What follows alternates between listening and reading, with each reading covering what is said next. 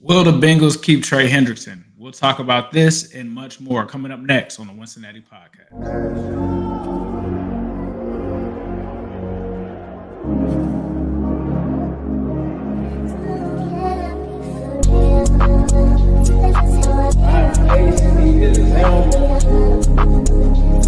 It's exciting time to be a Bengals fan.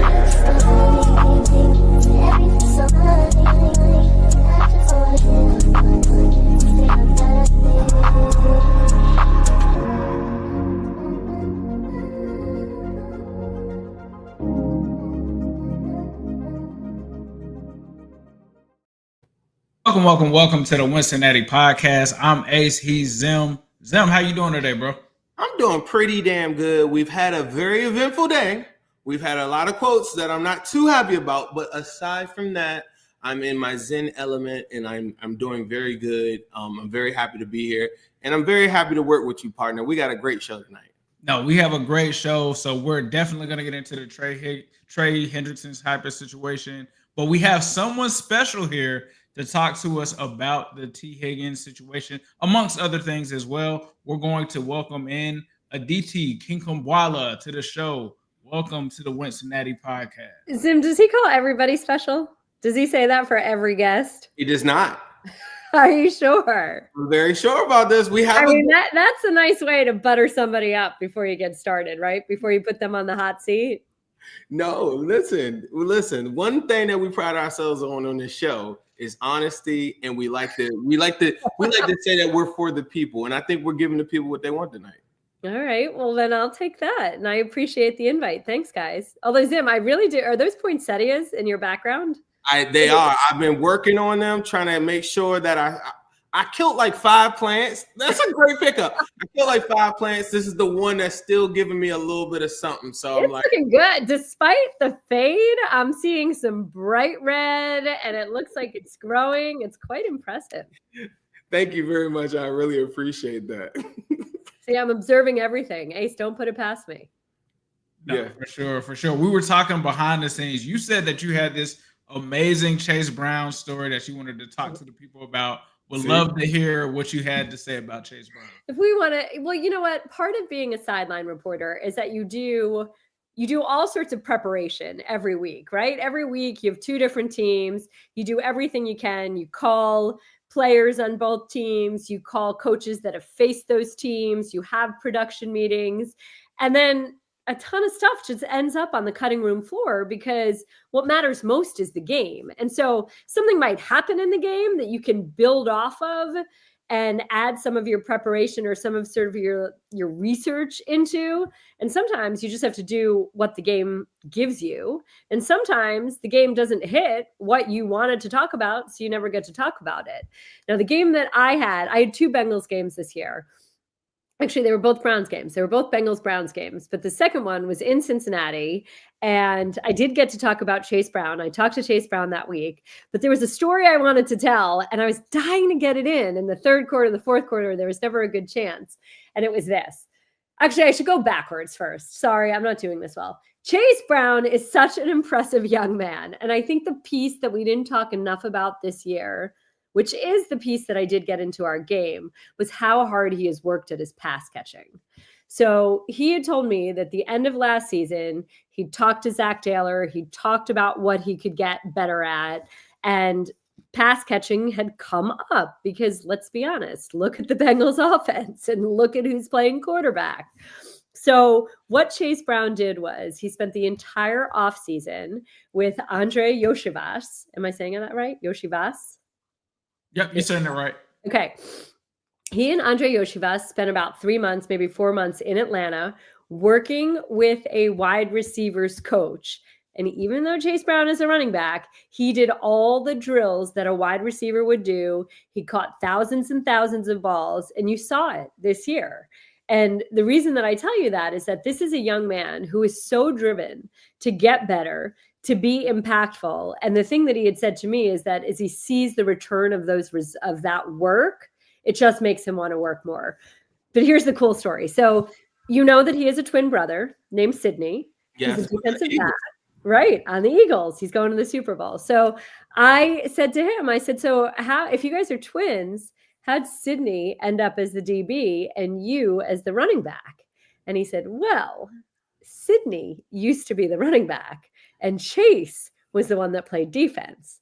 But then one day when they were little, Sydney showed up sick and he couldn't play. So the coach said, well, I need a running back. Chase, go in for your brother. And he took Sydney's job. That was the end of it. He had never wanted to play offense. He'd never played offense. His brother shows up sick. He takes his brother's job, and that's history. But like you said to me, it all ended up working out for both of them. Chase Brown has got to be he is growing into one of the absolute fan favorites for the Bengals. As he should be. I've never met him.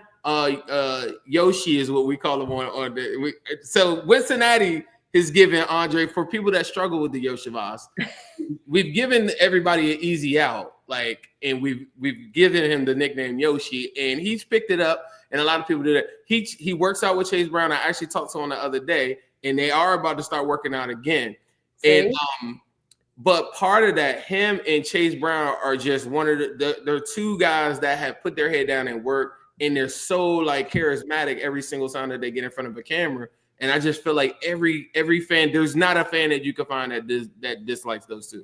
Well, how do you not root for guys that work that hard? Right. And are that committed to getting better and don't take anything for granted and don't sit here and say, I'm too big for anything. And come on, Chase is Canadian. Canadians are nice. It's part of their DNA. Right. Weird fact. The one time I did go to Canada, right? Did you notice? Have you been to Canada? I have. I've been to Toronto. I've been to Montreal. I've been to Vancouver. I went one time. Did you notice that when the toilet flushes, the water goes the opposite direction? I can't say that I remember that, but okay. Very fun fact that you're going to get on a Wincinnati pod today. Speaking of hard work, though, there is a guy that we know as T. Higgins. He works very hard. He came in, a lot of questions going on around his contract, a lot of different things that, that a lot of people sat home at. He came in, he worked, and he showed his worth, and I thought he had a really good season. You had the pleasure of talking to him. I think it's been probably about a month or so now. It's got to be more than that. Got to be 2 months. It was the middle of December, I believe. Yeah, you're right. It was just before Christmas. Just before Christmas.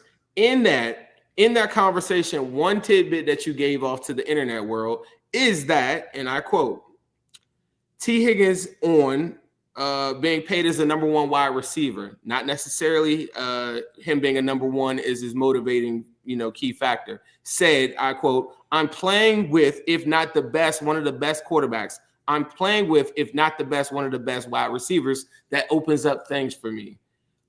You had more to this tweet, but can you expand on that conversation and just give people a insight on how that came about and what was the vibes? So Zim, Ace, I live in the city of Pittsburgh, and a few years ago, Juju Smith-Schuster had a monster year.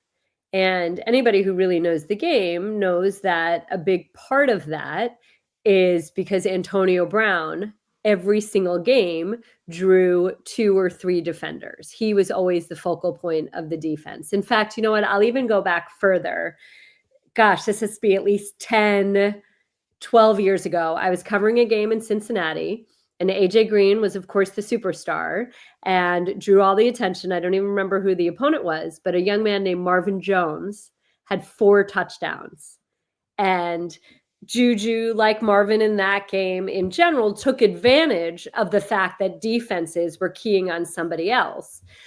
But there was also a piece where Juju thought that he was a true number one. And this is not an equivalent to T. I'm not saying this about T, okay? Because I do think that T is a number one. But sometimes you don't think about how all the puzzle pieces fit together. And I'll go back to that Steelers team, not just Antonio Brown, not just Juju Smith-Schuster, but Le'Veon Bell. Le'Veon Bell was a beast in Pittsburgh. But he maybe didn't consider how that line was set up to block for him, how he was playing with arguably the best wide receiver in the game at the time, Antonio Brown, that he had a great wide receiver too in Juju Smith-Schuster, that he had a future Hall of Fame quarterback in Ben Roethlisberger. And Le'Veon decided to go chase a couple extra $1 million with the Jets, and he was never the same. So I say all of this in that in my head, I always wonder, do players recognize that the game of football is really often about puzzle pieces and how the puzzle pieces fit together, and that this is not basketball. It's very, very hard for one player alone to lift an entire team. We saw that with poor Joe Burrow this year, right? He played the position of quarterback arguably better than just about anybody. He played it better than he's ever played it. And it still wasn't enough to lift this team into the playoffs. So I asked T, I said, how driven, how motivated are you to prove that you're the number one, that you are indeed a number one? And we ended up having this really enlightened conversation where he said, I know who I'm playing with. I know that so much opportunity is created for me because of the people that I'm playing with. And he also made very clear that his ego is not such that he needs to always get the most targets and the most yards every week. And that's where he made that point, the piece of the tweet that you left out. He had said to me that in this particular offense, anybody can eat. 1 week it might be Jamar. 1 week it might be T. 1 week it might be Chase Brown. That's the way the offense is designed. And I'll take it one step further. I didn't tweet this part, but I talked to Jamar Chase about this because, of course, you remember Jamar also had an unbelievable, I mean, it's not a Robin. There were two Batmans at LSU, right? Justin Jefferson and Jamar Chase.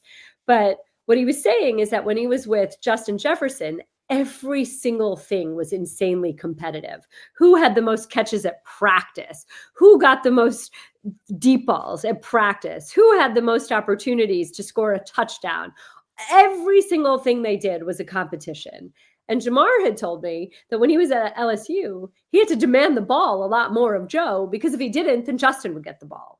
But he said the difference with T is that T, and this was Jamar's exact quote, he said, all receivers want to touch the ball, but T is the most unselfish receiver I've been around. Wow. And he said that T legitimately is about the team. And I'll bring it back to AJ Green. I'll never forget.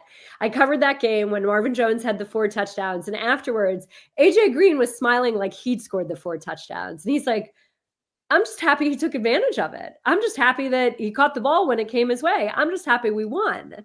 And T is very much that sort of person. So, you know, a very, very, very common saying you'll hear in mature locker rooms is, when you win, everybody eats. And I just feel like T is a guy who gets that.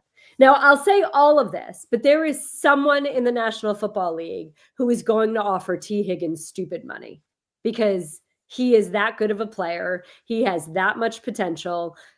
He has already accomplished that much. I think it would be really, really hard to turn down the type of money that he will be offered.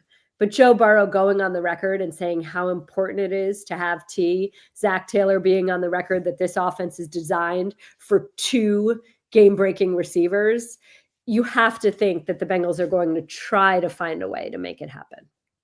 Don't you feel like T. Higgins, obviously he's going to have the opportunities, right? But don't you think that he is a vital part of this offense for Joe Burrow? He is. Of course he is.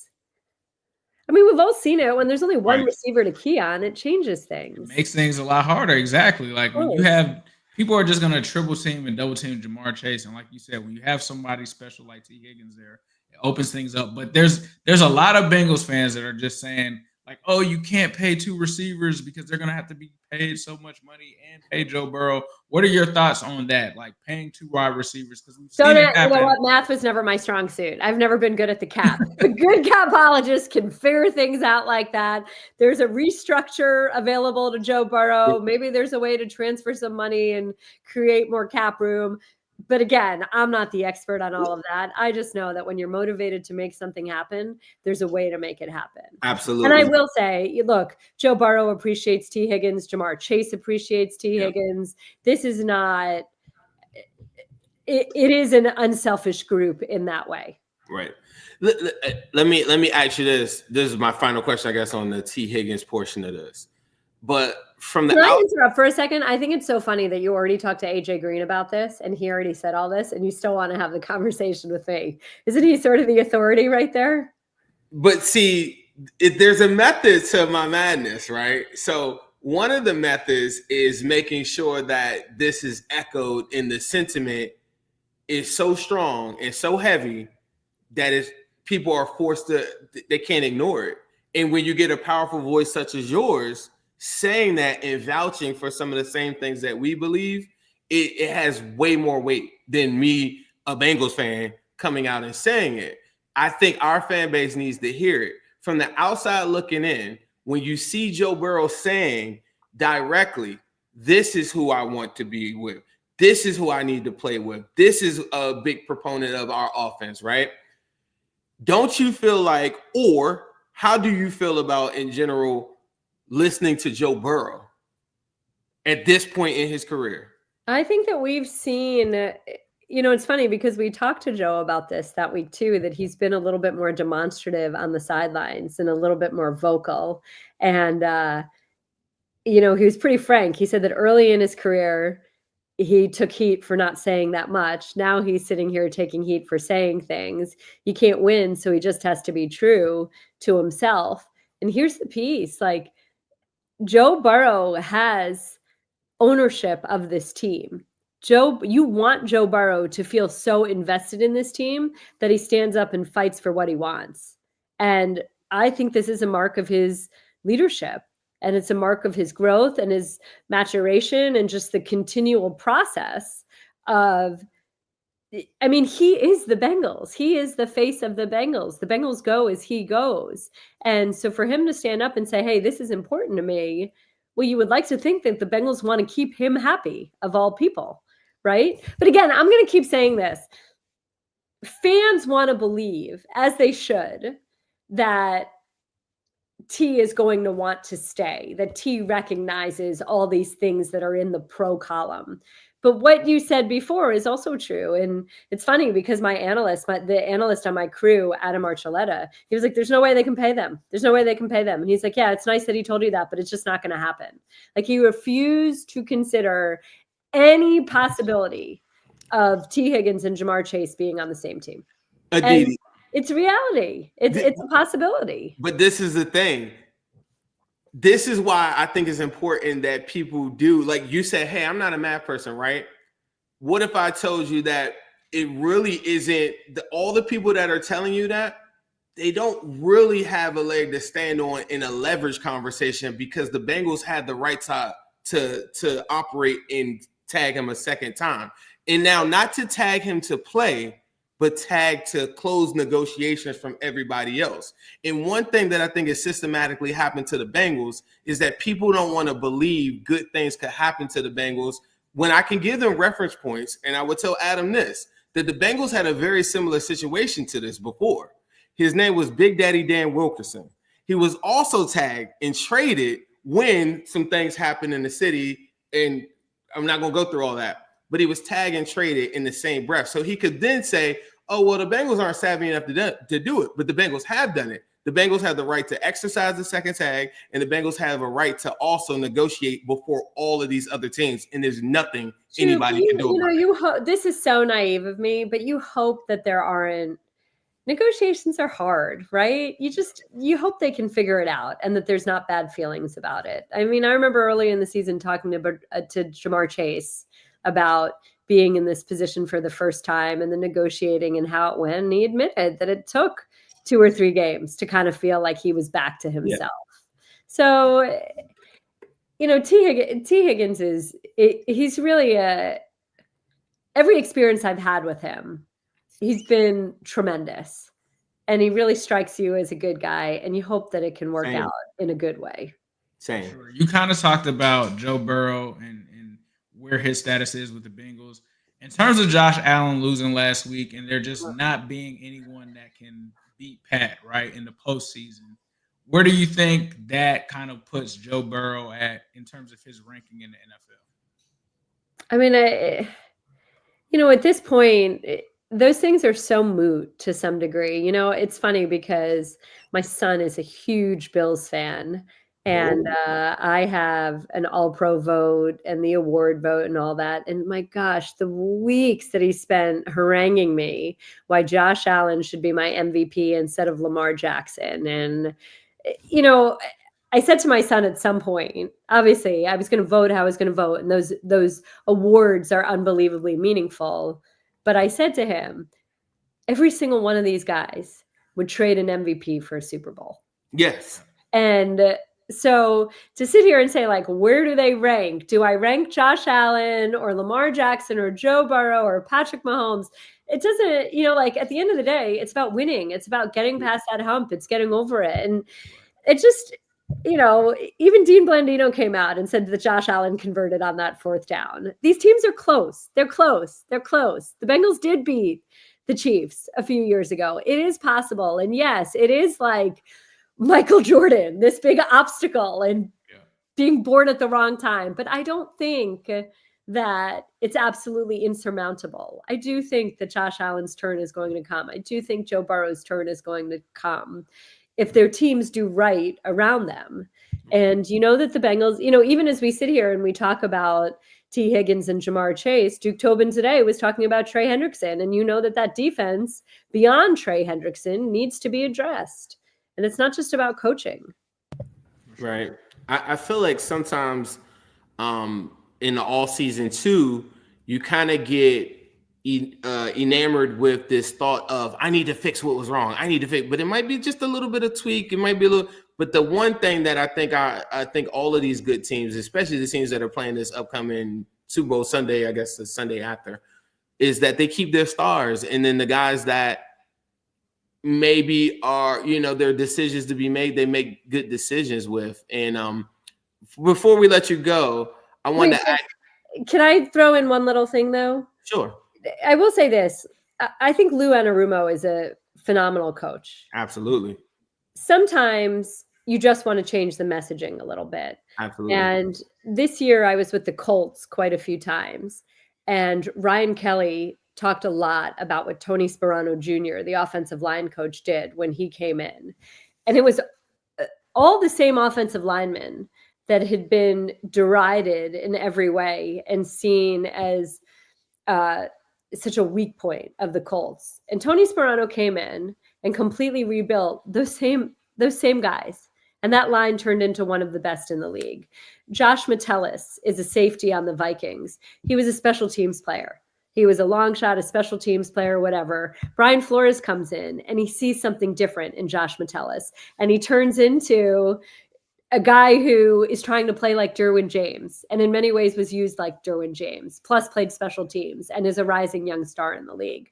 So perhaps bringing in some new voices can make a difference with some of those guys that you think of as, interchangeable widgets or less than stars. Maybe there is still some star power to be unlocked in them. You know my brain, because that was where I was kind of headed, is that I don't think there's much that has to be changed, like this drastic change to the Bengals defense for them to be better. I think there's a will to win up front. I think there's some young guys that just need to be put in a position to go win. And those are the things that they kind of explored later in the season. And as a result, they went on a 5-game win streak. Well, and also let's not forget that early in the season, the Bengals were playing the 5th and 6th defensive linemen, the 6th and 7th defensive linemen. Exactly. All those injuries are, I know that everybody has injuries, but sometimes they're just really, really devastating, especially when you're having to go that deep on the defensive front. Right, for sure. Right. Well, Aditi, we want to thank you once again for blessing us with your appearance and your input on everything. Please let the fans know where they can find your content and where they can catch you at. Well, I'm at CBS, obviously, and I'll be on the sidelines come in the fall. But until then, you can see me on CBS HQ, which is our streaming station. You can always find me on, what is the new name of Twitter? X. Aditi Kinkhabwala. On Instagram, at Aditi NFL, and I'm around. Well, thank you so much. We appreciate you. Thanks for having me, guys. I also wanted to say Ryan, our producer from before that connected us before, he said hello and he hadn't caught up with you in a long time. And I promised him I would let him know you said what's up. That is awesome. And P.S. Ace did tell me that. And I cannot believe Ryan's at TMZ. Yeah. He's at TMZ. Ryan, he owes me a call, a message, a smoke signal, or something. I need to get caught up. I'll make sure I'll have Ryan, like, he'll hit you up. I promise you that. Awesome. I appreciate your time, Aditi, and make sure you get back to your babies and do what you got to do. I'm so thankful, and we'll be talking. We need a part 2. I had like 5 more questions I was going to ask you. Anytime. Just hit me up. There's a lot more time this time of year, so I'd love to.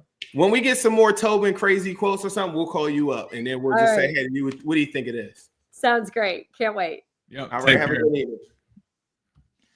So shout out to the legend at CBS Sports coming on.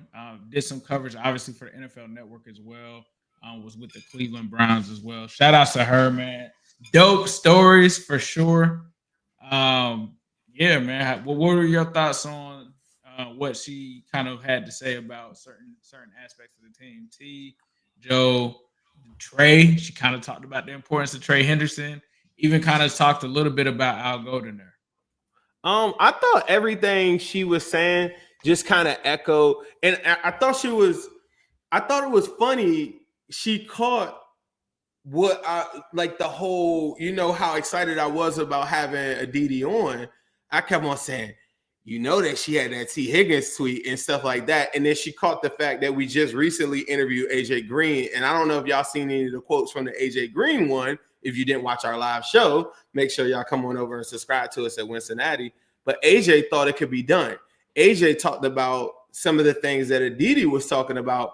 But I thought it was so funny that she caught the fact that she was like, why do you want me to say this again? You know what I mean? Like, but there's a method to it. And this is my message that I've always told like Bengals fans is that just because something happened one way before doesn't mean that that's what we are forever. And just because everybody and their mother tells you that the Bengals aren't going to be able to do it or they can't do it. Like she said, Adam Archuleta on set said there's no way it's going to happen. Her input, AJ Green's input, and more people's input, because I won't stop, right? Because that's the type of person I am. It's relentless with my approach. And I feel like some of the stuff that happened earlier today, as far as like Tobin and stuff, you got to understand, I'm not here to try to get access or be friends with anyone. I'm gonna meet a lot of friends along the way, but I'm here so that the Bengals, I could do whatever I can to make sure that people are aware of cap stuff, players' perspective. Yeah, I think she thought that I was trying to ask her like what the cap numbers are, and I don't know. Does my mic sound okay? Yeah. Okay. I wasn't necessarily asking her like, hey, like, can we make this happen from a math standpoint? I was just gonna point out like, hey, we've seen this happen with teams like the Eagles. We've seen this happen with teams like the Dolphins. Is this something that is kind of becoming the standard in the league, as we kind of have seen? It seems like it kind of has, but I think like the Adam Archuletas of the world, respect to him. Obviously, he was a great player, great analyst or whatever.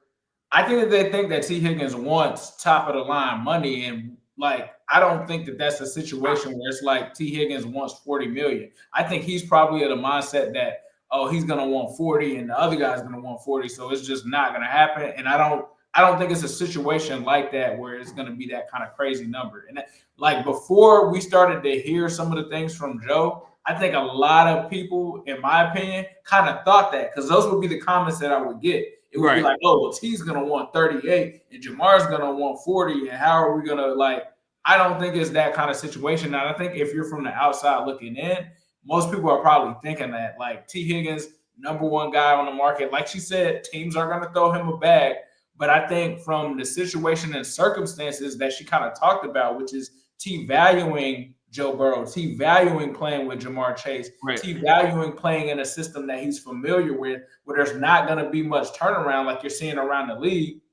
I think that's a big value. So I think overwhelmingly though, the outside opinion on the Bengals, you got to think our fan base is very unique. Our structure is very unique. You don't get story leaks. You don't get anything. That's why me and you, I think, are a little polarizing to some because they're like, what do these dudes get off having like certain people on the show or whatever? Because you don't really get that level of access from our locals that often, right? The local beats and stuff like that. You'll get, some players and you'll get different things like that, but there aren't really people around the situation that, like shout out to Bengals Jim. I know he keeps like a lot of greats on the show, and like there's not that many interviews like that with people that are able to like converse with these people. And I think the overwhelming sense is that the Bengals are poverty from the outside. So I don't know what Adam Archuleta thinks wholeheartedly about the Bengals, but their owner's cheap. They don't pay nobody, but there's validity to that comment. But there's also Andre Paradas of the world that can actually break down. We could go year by year. I look at our front office year by year, just like I look at the football team week to week. If you said the totality of the franchise, yeah, they've been pretty cheap. But there are a lot of years where they're overspending or they're spending more than the other teams. We've seen that with DJ Reader years. We've seen that the Joe Burrow offseason included $100 million. I keep on saying that on the show. Why is that important? Because literally the money that they would need to go sign a T. Higgins, a Trey Hendrickson, and a Jamar Chase is not even $100 million cash up front. You would give T. Higgins like 30 to 40 million up front. You would get Trey Hendrickson another 20, 30 or something, and extend him a year or two in a perfect world. And then Jamar Chase, you would give him like 40, 50 max. The reason why I said that is we watched that as Bengal fans do that continuously. They just did it with Burrow. Remember, they gave Burrow a check for $40 million. They gave Orlando Brown $30 million. They gave Pratt and Wilson $20 million. That's just one all season. I could go through a whole bunch of them where they've done that. But if you said, yeah, they've always been cheap, there is validity to it, but they're not always as cheap as everybody says. And they're always not doom and gloom, and they're always not always out of it. And I think a lot of people are always saying that we're out of it. And I think Aditi Kinkhabwala, AJ Green, and a lot of other people have been saying, I think that they can get this done. If I talk to these, I don't know. I just think that everybody's counting us out, and it might not get done.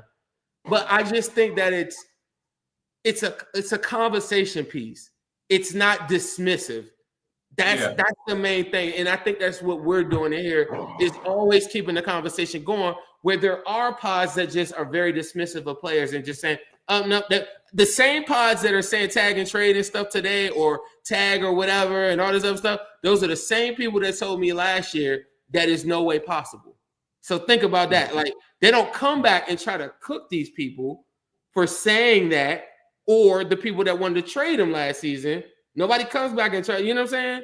And now they're moving forward. They're like, because Joe Burrow said he wanted T, they've changed, and it's okay to change. But they condemn people, for sure. And then I don't know. Like, I think sometimes people don't keep it 100 with me. Like, I'm one of the first people that I'll tell you I'm wrong in a heartbeat. I don't care. For sure. I win.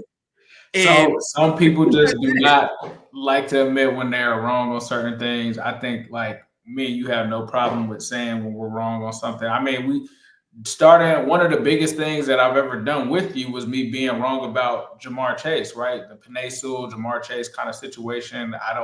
It is what it is. But like you kind of mentioned, there is some validity to it. I think the reason that a lot of people are upset today is because when I read quotes like, it's going to be hard, we feel like we had the resources to do it, but it all depends on how negotiation goes and what they're willing to accept back at a number that makes sense for everybody. And what we want to do with T. Higgins going forward. I've always been upfront about my desire. Like, when I hear them talking about things like that, and when it comes to trade, like, we'll see, like, I don't know how I feel confident about, like, we'll see, like, especially with this T. Higgins situation. I feel like the parties involved have literally done everything to really help the Bengals out. Like when he's talking about the representation, it's like T's representation now is Jamar's. Like he's sitting here saying, but we have to come to the table together with his representation on what that means and get the right number for his play time and his production. And I'm like, bro, you got the biggest guy out of the way. That was the biggest obstacle. What are you talking about? You got to come to terms with his representation, because his representation now is Jamar's representation. Like Joe Burrow is telling you that he wants this guy to be here. You saying that like it takes two to tango, we all understand that, but that sounds like, I don't know, bro. It doesn't sound. It doesn't sound great. It sounds tone deaf. They don't. Yeah, and it's like you said, you have 90 million, you have the money to do it. And I think the issue has always been, I think, when it comes to the front office, it's not that they don't have the money. It's will they use the money that they need to come to terms with these players? Like we talk about DJ Reader. They had the money, they gave it to Sheldon Rankins. But why didn't you give more money or offer more money to DJ Reader, who honestly wasn't asking for that much money? Our season alone, just that small little thing, DJ Reader next to Sheldon Rankins, whether it worked or not, just that alone tells me that you're competent. That's not even a Super Bowl winning formula. Keeping T and Trey, that's like a no-brainer if you want to win a Super Bowl, right? And that's the part that like kind of kills me. Is like they're so tone deaf to like what's going on. But we're gonna go watch the Eagles, we're gonna go watch the Chiefs, and all of these teams that are in Super Bowls or in Super Bowl contention play 5 players, 20 plus million. Like that's the standard. You can't operate like without that. And I just that's the part that like eats me up. And I was very disappointed to see a lot of people, and it's always like not our fan base, but our messengers at the top of the food chain, like the highest ones, are just like, yeah, I mean, that's just the way. I mean, that's what. That's just business as usual. Let's just trade. Acceptable. Let's just trade a possible defensive player of the year out, for a second round pick, and let's just hope that somebody else pulls it. Like, bro, we literally have Trey Hendrickson, who has 17.5 sacks out of 36. You have Miles Murphy, player of the year, bro. You have Miles Murphy, who you're trying to figure things out with. You have Sam Hubbard, that really looks like he should possibly be a cap casualty before the season starts, because he hasn't been able to give anything to the position. You have Joseph Osai as a free agent. You've never signed one of his agent's players back. The guy that he just got rid of. Like, what are we talking about when it's like, oh yeah, we'll see what we can do with Trey Hendrickson? Like, nah, bro, it's not a we'll see situation when you just hired a brand new defensive coordinator and you're talking about potentially moving on from one of your best players on the roster. Like, he's talking about the Super Bowl run. Like, yeah, we just held on to too many of them. I mean, like, he let Jesse Bates go, which I understand. I can understand that. I don't understand the DJ Reader situation. That was probably your second, third best. Like, you let your top 3 guys go. You got Cheeto out of the door. Like, there's a lot of people that were on that team that are not here anymore. And now the defense isn't as good. So, like, for me, man, it's just you have to actually show that you value some of the guys that are there, especially when it's your top players. I don't care if it's like the middle of the pack players. That's cool. But when it's like the defensive player of the year, when it's like the triple crown guy like Jamar Chase, which I don't feel like he disrespect Jamar Chase, but he did kind of say the thing like, let's make it work for both sides. Like, bro, you should have made it happen last season. Like, it's because they're trying to. This is how I know he's not a competent or whatever. When people say, man, we need a GM, that's not a GM. I'm gonna tell y'all this. Like, I graduated in business, and I am not like some big time whatever. But one thing I do know about, like, when you got a large amount of people that are watching every single tidbit, like, they're so tone deaf to what is going on. They need somebody. That's what that's what we're doing with Aditi Kinkhabwala. That's what we're doing, bringing people on, is because they need somebody's got to get it. Because if the reporters, like, bro, the follow-up questions on that, I would have cooked. Like, what are you talking about? This is the crazy thing. These same reporters will go up there and press out all the players. T. Higgins walks into the locker room. It doesn't have to be there. Ask him a million questions. Hey, what do you think about free agency? Are you going to be here? Like, all over him. When it's time, the one chance you get for Tobin and stuff, you're not on him? Like, I would be like, yeah, you're saying you don't want to pay the top players? How about you go out there and look at the Super Bowl? What do you think about that? Those players are the best players at their sport, and they're getting paid top dollar money. And that's the exact opposite of what you just told me in this quote. You say that you can't pay all the top players. I'm watching the Eagles and the Chiefs play next Sunday, and they're playing the top players. How do you respond to that, Duke? If he had any bit of common sense, or anybody in that front office had any common sense, fake it. Come out there and say whether the negotiations are going well or not. This isn't lip service. We like Trey Hendrickson. We love Trey Hendrickson. Trey Hendrickson should be Defensive Player of the Year. Bigging him up. Trey Hendrickson is a dog. Trey Hendrickson is unstoppable. We would love to have Trey Hendrickson. That doesn't mean that you're in an active negotiation. Doesn't mean anything. But to come out there and say, we're not going to pay everybody at the top of your position, that sounds stupid. You got to, like just like Aditi just said when she was on the show, she was like, do y'all just butter up Eric? Yeah, I'm a butter up Trey Hendrickson. I'm a butter up Jamar Chase. I'm a butter up T. Higgins. Whoa. You're gonna butter them up. I'm a butter them up. From a front office standpoint of buttering. Not a butter up, just a front office butter. I'm gonna butter them up in conversations about bringing them back to the team, or when I get a mic in front of me and someone asks me about them, what are you talking about? Like, why are you saying that you don't know if you can sign them all? You should be telling everybody how great these guys are in those spots. And I just feel like they're so interested. They're much more interested in getting the better end of a deal than actually getting the deal done. Facts, for sure. Yeah, bro. That's what it comes down to at the end of the day. We got a couple super chats here, so I do want to make sure that we get through those. What did he gave you a big pause here. Somebody said that. Did somebody send it? No, you said something crazy. You said something crazy like right after the buttering up. You was like, yeah, if I get a big mic in front of me. I didn't say big mic. Chill out, bro. I did not say big mic. I said if a mic gets in front of me. Listen, chill out. That pause was not me. Whoever just hold on, somebody just paid money to read pause on the screen? That's paid money to put pause up there. That's crazy content creation right there. Like I know I made it. Wow, did we just pause? Fuzzy, I'm just gonna call you Fuzzy, bro. The Bengals helped develop T into an unguardable one-on-one target with 5 years of chemistry with Burrow. And what we're just gonna make him lead. I don't understand it, bro. Like when you talk about develop, right? And retain. The retain part is just what the Bengals haven't been doing. And I think I saw this on Twitter. Like, bro, the Bengals' last decade of drafts have not just been ones that they've knocked out of the park outside of 2020, outside of Jamar. I'm not even gonna say 2021.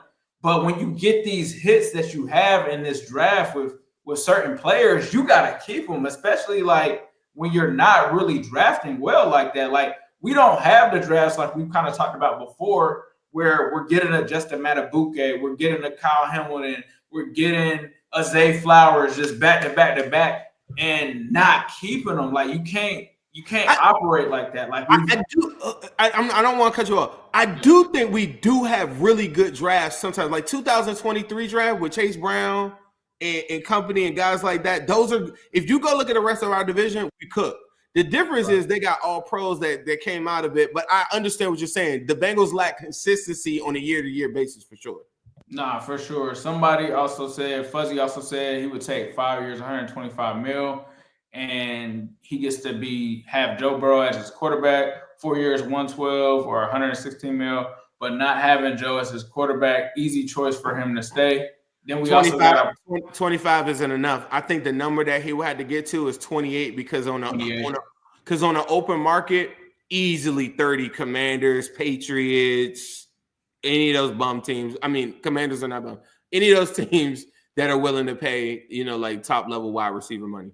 Yo, my boy Yash, he's talking about some tech stuff right now. We on that Microsoft Fabric Azure Open AI train right now. DP 600 in February, then PL 300. That's what's up. We're gonna have to talk, bro. Might have to send the Bengals front office something. Also, Zim, pause. Hey, my mom made it. They send it in for pauses. Like that's got to be a record right there, bro. Like I feel like we're doing good. This is a good show. Looks like Ben actually said that it was in reference to Aditi saying Chase Brown went out there catching 1,000 balls. Sorry, y'all kept silent on that. Respect. How can you? Listen, we're gonna have a whole nother show on pausing, like the etiquette behind the pauses and stuff. Sometimes when a woman says something, you can't say pause. I don't really feel like that's a pause moment. That's not pause word. That's not a pause. It's not. Kids saying questionable stuff, that's not a pause. Like, nah, for sure. But we have a guest that just pulled up. Our boy, the Wright Report, Malik Wright in the building. What's happening, fam? What's going on, guys? How we doing? What's good? You got that wide angle going on tonight. How you doing there, bro? I know it look it look crazy, man. I look crazy. I look like the 0.5 angle you take a picture with your pet. That's how I look crazy right now, bro. Yeah, that's what? What's up? This look crazy. Hold on. I'm just messing with you, bro. How you doing? I'm doing good, man. I'm doing good. I don't like this angle, but I'm doing good. It's been a while since we did this. It's been about 2 years, maybe 2 years. Since we for sure. Yeah, man, that's what happened when you get out of jail, You could start doing more stuff, man. But I appreciate you guys inviting me. Of course, brother. Like obviously, a lot of the talk today has been about Trey Hendrickson. I know you just came off of your show talking about that situation. What are your thoughts on the comments, bro? Because in my opinion, they weren't the best sound bites to come out. But what were your thoughts on what you heard or about the situation in general? Honestly speaking, whenever Duke Tobin talks, and I mean this with all due respect, you really have to take it with a grain of salt. I mean, he's never going to give you anything, worth, really holding, I guess in real significance. The same guy that at the combine, he talked about, he talked about T. Higgins and said, we're not interested in making other team better. Go out, basically get your own. I remember when I asked him about the tight end position. Same thing, we obviously don't want a revolving door at the tight end spot, but we're always looking to leave no stone unturned. I think it just wasn't the best moment, and I feel like the Bengals in general, like as an organization, because they don't make themselves too accessible to the media, to the fan base. I feel like they're always on guard. It's like they're always on guard with what they say, but sometimes I feel like they sometimes have like these sound bites or these moments that just kind of paint them in a negative light. Remember when Troy said a couple of years ago about, you can't find a tackle, on Walmart. And it's like, it comes across for a fan base that's watching, us not be aggressive with signing our own players or not being aggressive via trades and whatnot. It comes across as if you're not doing everything in your power to, make this roster the best it could possibly be. So for me personally, I understand why people were reacting the way they did to Duke Tobin, but I really take what he said with an extreme grain of salt personally. I think it's because this is not a pause. I feel as though we are thirsty for information. And the information that we're trying to get, we're trying to talk to the big dogs, right? When I say we as a community, we're trying to get information on what's going on. You know what I mean? And I think Duke is an extension of that. So while I do agree with you taking it, with a grain of salt, I feel like he's a messenger that is having conversations actively with the people that sign checks and the people that finalize contracts. Yeah. And when he gets in front of a microphone and I hear him say stuff like that, my wheels start to turn and be like, what would prompt you to say that? Did someone else say that with you? Is that the message that they were telling you to say before you came down here? You know what I mean?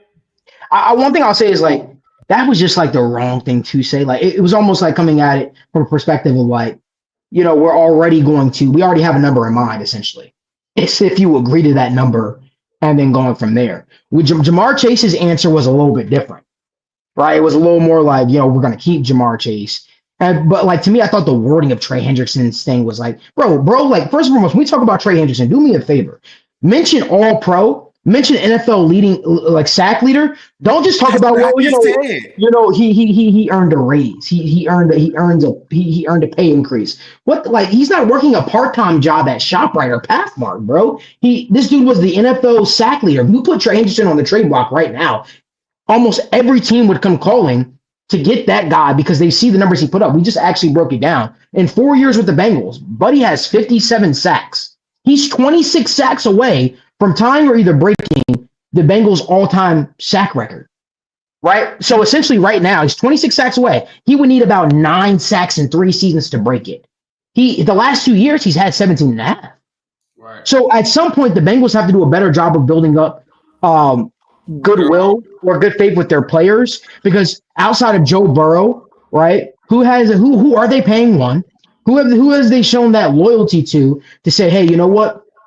You've been a great player for this organization. We're not going to just use you in your prime years. We want to see you retire a Bengal. Like, we want to see you actually be here for the long haul. And that doesn't mean that you go out there and you get outrageous and you give Trey Hendrickson $24 million annually. That's not what we're saying. I think Trey's gripe with the organization is, you know, a lot of these guys, they sign these contracts with the Bengals, and we know the way the Bengals structure their contracts, they guarantee a lot of the money in the first year. After that, there's no more guarantees. Well, to a player, right? Like let's say if Jamar Chase would have went out there this year, signed a contract with the Bengals, then had a Triple Crown season, he probably would have been kicking himself like, damn, I should have probably waited to see what I could have actually cashed in on. And what Trey Hendrickson's thing is like, yo, I have 57 sacks in 4 years, and you can't even say, yo, let's take care of this guy. Let me pay him what his worth is. But you're talking about like, oh, he deserves a bump in pay. He deserves a pay increase. Bro, he's not a part-time job. You talk about him almost, he's a minimum wage worker. And that's crazy to me. Trey Hendrickson, the leading sack leader in the NFL, shouldn't have to negotiate why he deserves that. Him and Jamar Chase were in similar spots, right? A little different, but similar spots. Almost bet on myself this season, prove what I could do, prove my worth. And let's get back to the table. Trey Hendrickson shouldn't have to utter a word. All he have to do is literally, have you seen my stats? Who else right now? You take Trey Hendrickson off the Bengals. Who else is an impact player on the defensive side of the ball right now? We got some up and coming players, sure. I'm talking about immediate players right now. Nobody fears anybody on that Bengals defense. We can talk about potential. We can talk about all of that. There's nobody right now that sets the tone quite like Trey Hendrickson. So I think the Bengals need to stop getting in their own way, and they playing a stupid game right now. And for me, it's not. It's really the juice ain't worth the squeeze, if you ask me. For sure. That's one of my main things. Oh, go ahead. No, I was just gonna say, those tuning in, we got 1,000 people tuning in. Don't forget, this show is powered by BETUS. Make sure you check them out. They have your casino needs met there. You have sports bets, all kind of things there. So if you're a fan of the NBA, fan of the NFL, fan of casinos in general, make sure that you check them out. Go ahead, Zone. And make sure you bet safe and drive responsibly. Hey, but what I was gonna say is that the Trey Hendrickson one, I understand like the age stuff and all these different, like there are different things that do enter into the conversation. But I think what you were saying is what I was saying before you came on. I'm glad you said that, because I'm not saying fake it till you make it type thing, but just from a PR standpoint, it just came across. You don't have that many quotes. You're not even a GM, right? And we don't get that many quotables. And we talked about this on your show. It's like we need somebody to point the finger at it a little bit. And if you're the de facto GM, that's not a good answer. Mm-hmm. No, it's not, bro. It's like when you've been at a company and let's say you're all district or whatever in sales. So let's say you're the number one sales guy, and for the holiday party, they give you a $50 gift card. Like, bro, I don't want to hear anything like that when it comes to some of my star players that are there and key cornerstones of the franchise, like a Trey Hendrickson, like a Jamar Chase. Like, we'll see what we can do. Mm-hmm. Like Malik just pointed out, bro, 50 plus sacks in 4 years is insane. Like, this dude might win defensive player of the year, and we're sitting here talking about we don't know if we want to keep him. Like, I just don't. the audacity, bro, the gall, like the arrogance to sit back and just be like, yeah, I know for a fact we don't have anybody behind Trey Hendrickson, but yeah, bro, like try me, take my deal or hit the highway. Like, what are we doing, bro? That's why a lot of these situations go sour. That's why you have Jamar Chase feeling a type of way before the season starts. That's why you have Trey Hendrickson feeling a type of way, because we know how these headlines work, guys. Like, where's the money going to? Where's the money going to? Here's another thing. Listen, age is a cop-out.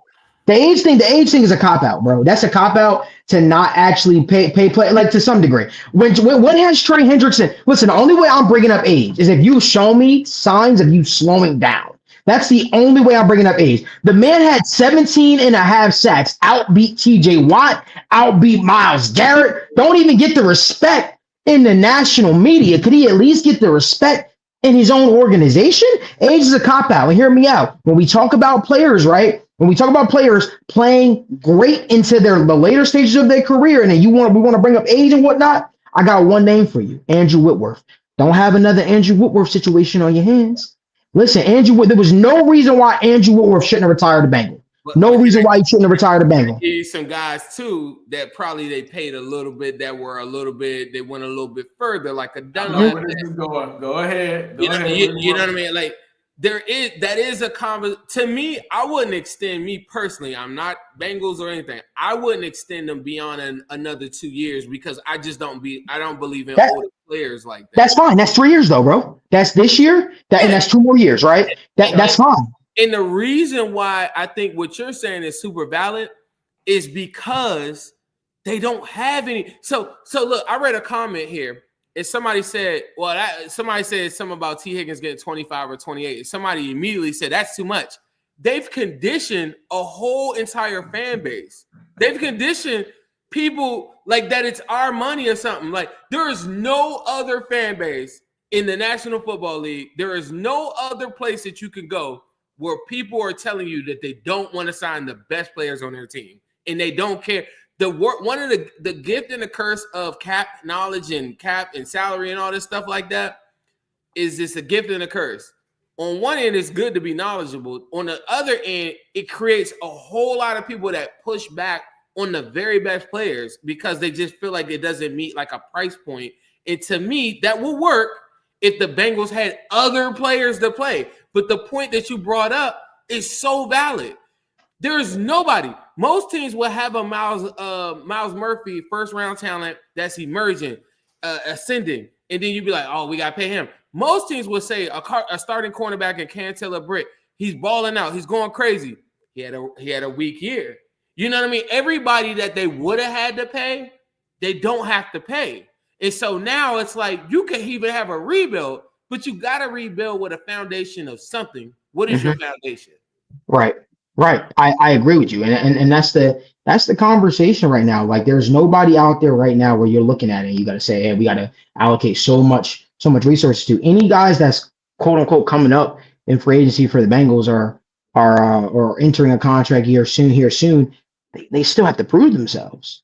And so right now, currently, some of those guys we're talking about, right? Are the Bengals going to pick up a Miles Murphy 5th-year option? We don't know that at this point, right? We don't know if Cam Taylor Britt is going to be, getting a contract extension because the returns have been so back and forth. So it's like, where is that money going? Where is the money? Are you just holding on to it? So you can't say that, like, not you all, but the Bengals can't say that and then play this weird bargaining game with T. Higgins or Trey Hendrickson. Listen, you draft, develop, and retain, right? That was the Bengals' old mantra. What happened to the retaining part?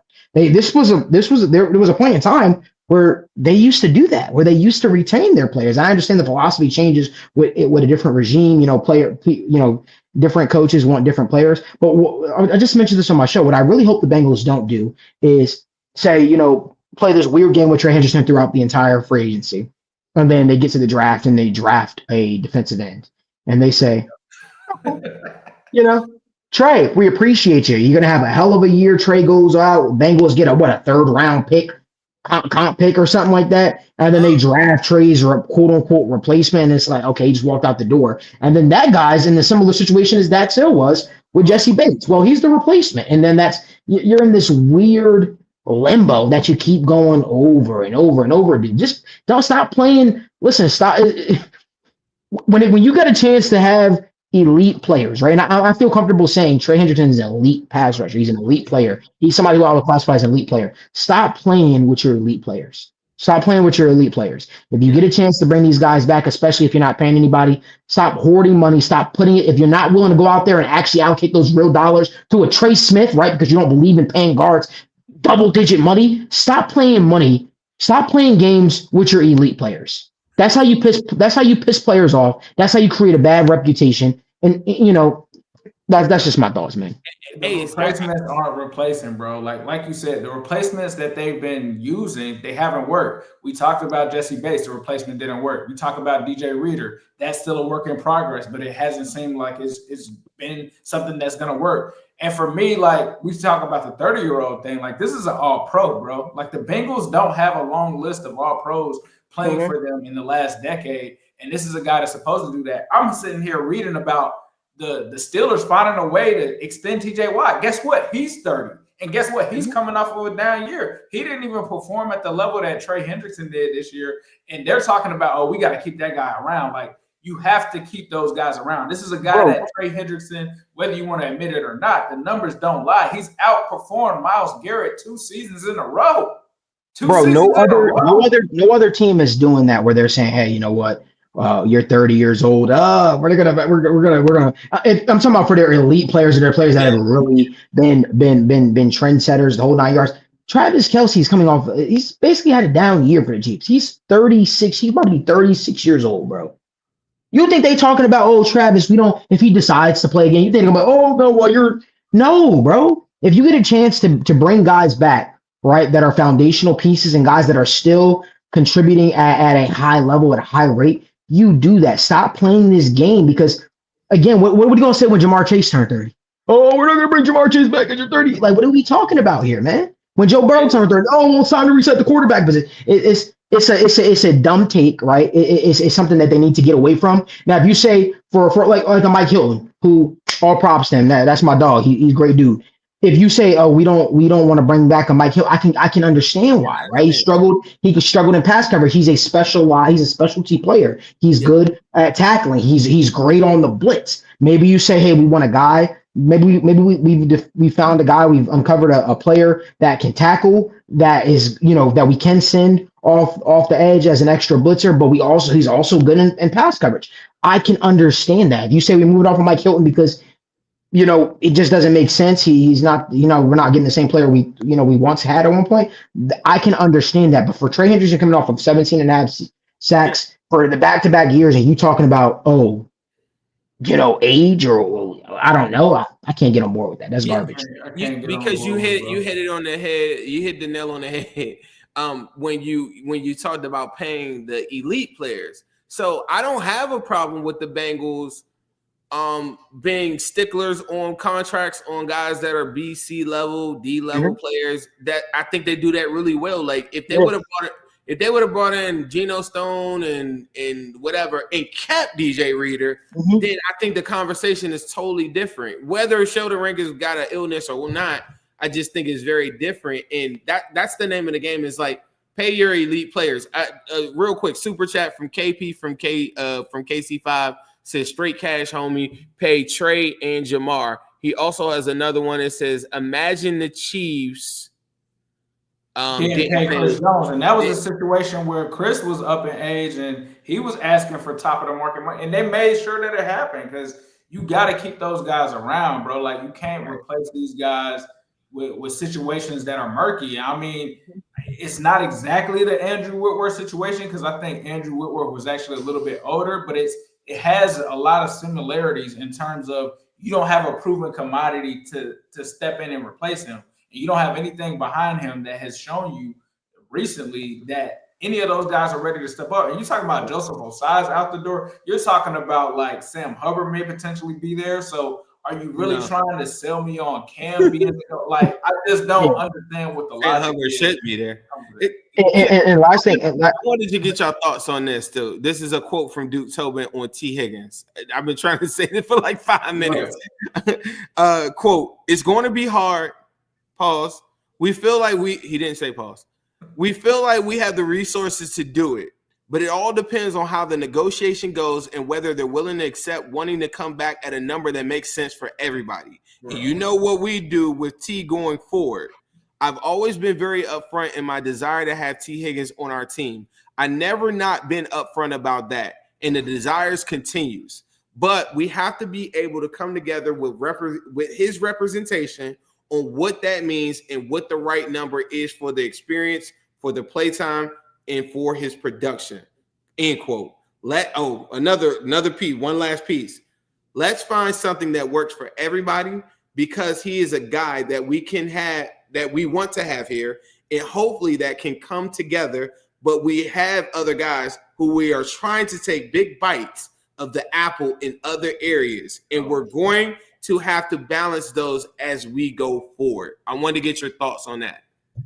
Duke, every team has to balance him.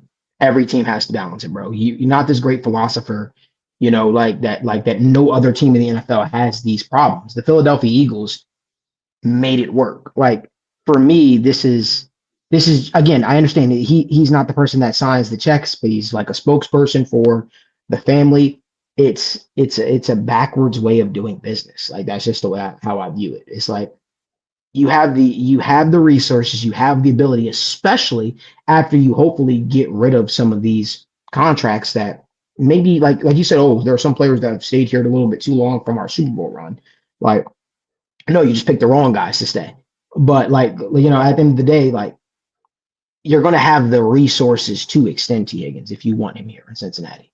And in a few years, that deal will look like a bargain. It will look like a bargain, right? So you talked about how much you value T. Higgins. Well, stop saying it with your words. Now you have to back it up with your actions. I'm talking about the organization here. You have to back it up. If you value T the way you say you value T, and you're not gonna you don't have a T. Higgins walking through the door. You have to go out there and take care of that guy. That's just the way I see it. And I think that this weird game that they're playing is ridiculous.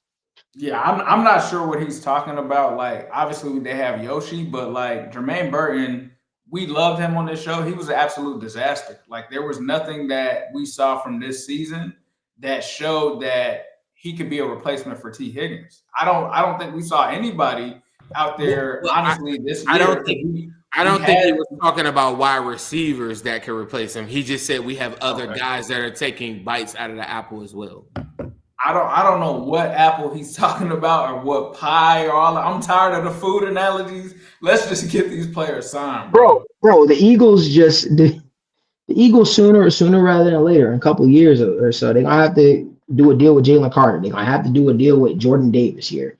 They're gonna have to. You know what I mean? Like, they're going to have to go out there. They already signed A.J. Brown. They signed Devontae Smith. These dudes went out there and they signed Saquon Barkley. They signed Jalen Hurts. You listen, teams that want to win find a way to win, right? There's different ways you can manipulate the cap, but what I'm saying is it's about getting out of old habits. It's about stop with these secret handshake deals to player, because we're not going to give you guaranteed money after year one, but you know what? We promise you're going to see the life of the contract, because there are other players who you promised that you'd never cut, you cut, right? There are other players who you promised you would take care of, you wouldn't cut. They would be a Bengal, and they probably signed at a value that they probably could have got money elsewhere. They wind up getting cut. The fact of the matter is, they still got to start operating like a true organization, honestly, like an updated organization. There are times where you have to move on from players. There are times where you got to cut back contracts, and that's okay. That's a part of the business. Every team does it, right? But when you have elite players, when you have players that are extremely special, you do everything in your power to keep those guys in the building. And my thought process is, even when they come right down to the draft, the Bengals really have to start approaching it with the mentality of, you have to draft the best player available. You got to draft the best player available, not draft based upon what you need. You draft best player available. That's how you end up with a roster like the Ravens or a roster like the Eagles, is you continuously draft best player. You know what's funny, guys? And I was talking with a couple of my buddies about this for the last couple of drafts. The Bengals had like several opportunities to sign a Milton Williams when they had a need at defensive tackle. And I remember I was like, bro, why are they not drafting Milton Williams? They had a chance when they had a need at tight end to draft Isaiah Likely. He was one of the best tight ends on my board. Nope, didn't do it. Had an opportunity to sign Tevin Jenkins. Nope, didn't do it. Like, for me, it's like you don't have to be the smartest people in the room. You don't have to be the smartest people in the room. If the general consensus is amongst the NFL, this player is going to be good for said team, or this player is going to be a good pro, you go out there and you draft them. And you know what's crazy? The Bengals came out after, because I remember Paul had an article where he said, the Bengals had Isaiah Likely rated very highly on their board. Why tell that information if you're not going to do everything in your power to draft that guy? If you're not going to do everything in your power to draft best player available, you try and nitpick, and you try to find these guys that are like quote unquote diamonds in the rough that aren't actually diamonds in the rough. And it's like, sometimes you bite yourself, in the ass, because I don't know. It's a very backwards way of thinking. Their free agency, the way they approach free agency, there needs to change. The way that they address the interior of the offensive line, trying to everybody's mad, and it's like we can't be shocked when we get shit product from players when you're playing the bare minimum for players at that position. I'm not shocked that the guard play has been putrid for the Bengals. This is what they paid for. It's what they paid for. They look for bargain basement deals. Listen, you had the chance this offseason. Dalton Risner sat out there for how long? 0 sacks this year, right? 0 sacks this year, gave up like 16 pressures. Like, Kai Becton's another one, bro. The list is long on all those guys. Let me ask you this, because we do need to pay a couple bills coming up. But I want to ask you this too. I know I've seen you at the Senior Bowl before. I'm guessing you're not there now, right? No, I'm going to the Super Bowl. I'll be at New Orleans. I'll leave this weekend. Okay. Sorry that Joe Burrow won't be at the Super Bowl. He will be at the Pro Bowl. Ace will go check in on him in Orlando. But I wanted to ask you, is there, just like you just told us about some guys that you got your eye on or whatever, I think we've cooked the front office a good amount tonight. Is there anybody that you've already looked at right now that you say, hey, this is a guy potentially that I think fits in with Golden, or this is a guy that I feel like can fit a need? Is there a tight end? You talked about the tight end. We haven't talked about Eric All on this show. Ace, potentially, they're now reporting he's out the whole entire 2025 season. But is there a prospect or something that you just feel as though the Bengals cannot miss out on, or have you got that far in the process? I haven't got super far in the process. I am uncovering a lot right now. I got a couple of my employees are actually down in Mobile at the Senior Bowl. I will tell you right now, Mike Green, when we talk about a relentless pass rusher, he's a guy, when you turn on the tape, to me, is undeniable. He had a little bit of character concerns, switch schools and all that kind of stuff like that, but he's done a really, really good job reestablishing himself.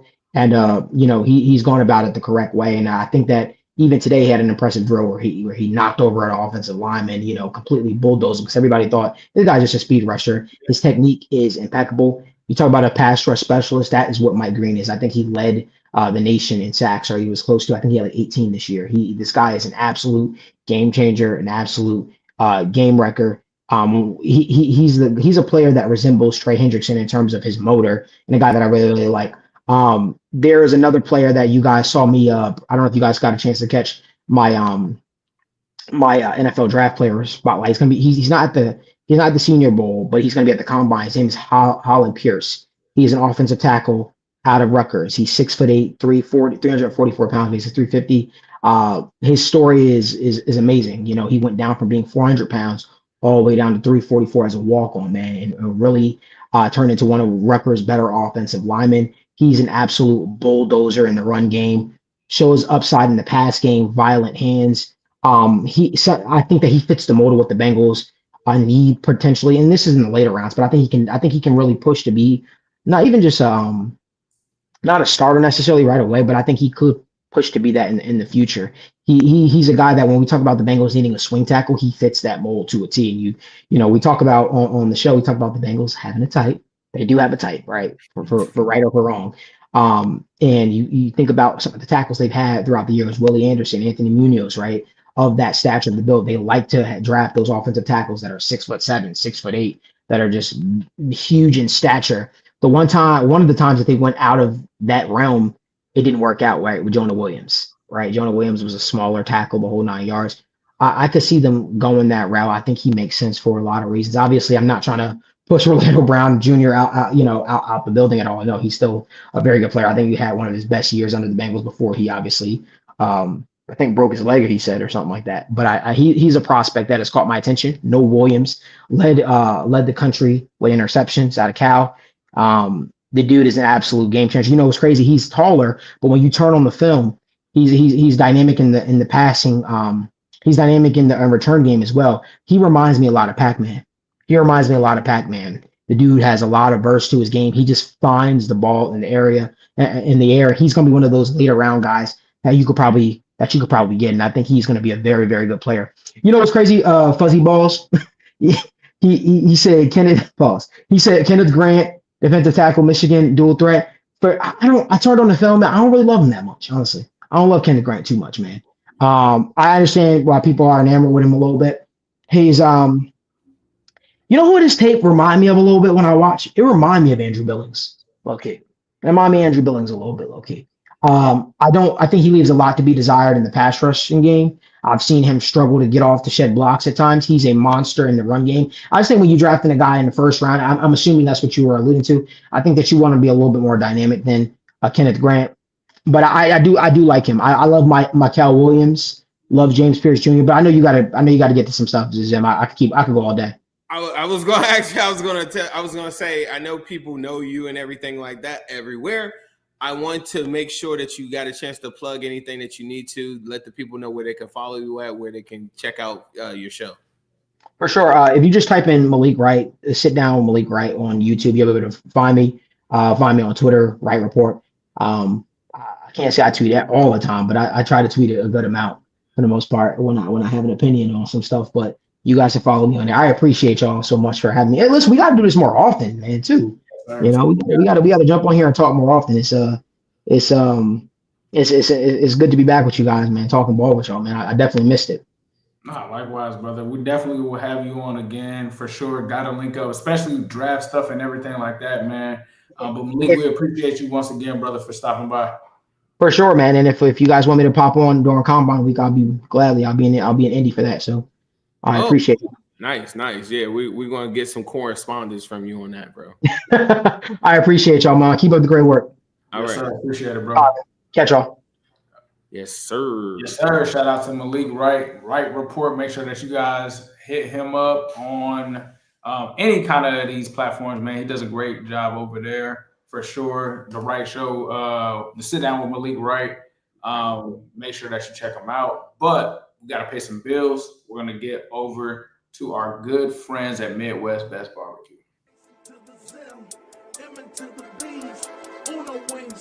Wings and them CTBs. Midwest Best is the place to be for queuing wings. Midwest Best is the place to be for queuing wings. It's the Ace into the Zim, M into the B's. Uno wings, Jeep on wings, and them CTBs. Midwest Best is the place to be for queuing wings. Midwest Best is the place to be for queuing wings. Say what up to Jordan Battle. We be going to battle. Intercepting balls like CTB did on Seattle. Putting 6 up on AZ. Juice game amazing. Make sure you come get these wings, cause Zimby stay blazing. And T-Game be smooth as ice. Jamal making DBs fold. TB got big levels, and now you already know. So pretty for Uno wings. Cam got the new wings. We call them CTBs. Only at MBs. H to the Zim. M into the B. Shout out to Midwest Best Barbecue for sponsoring the show. Shout out once again to BETUS, and shout out to all of you guys for tuning in to the Wincinnati podcast. We will see you guys next week on the Wincinnati podcast.